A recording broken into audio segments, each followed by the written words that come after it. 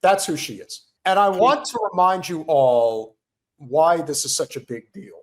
Because she's ridiculous? Well, I would say ridiculous is a very appropriate word to describe her, but it's nowhere near enough. This is a person who is looking forward to everyone giving her flowers over the next year plus. And then once she's officially out of Congress, there is no one who is going to be bigger or more financially compensated on the speaker circuit than this devil of a woman who did everything in her power for the past 2 decades plus to block every single progressive piece of legitimate legislation, who was 2 decades ago, incredibly, working on the Affordable Care Act that was over 1,000 pages long and says, we have to pass it first before we know what's in it. Nancy Pelosi will be recorded as the greatest speaker in American history.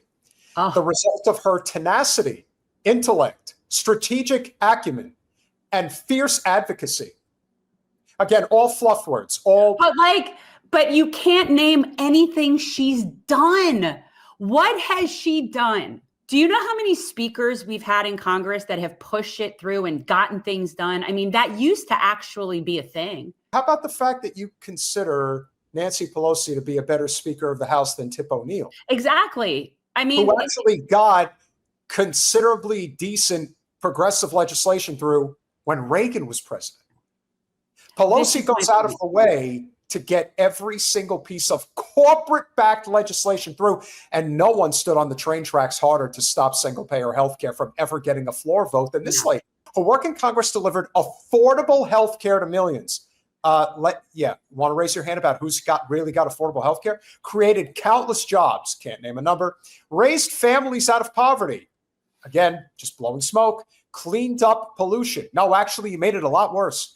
Brought LGBTQ rights into the mainstream. Pulled our economy back from the brink of destruction. Not when? When?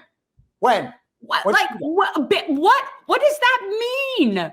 When has anybody pulled us back from the brink of destruction? You bail out the billionaires, you bail out the banks.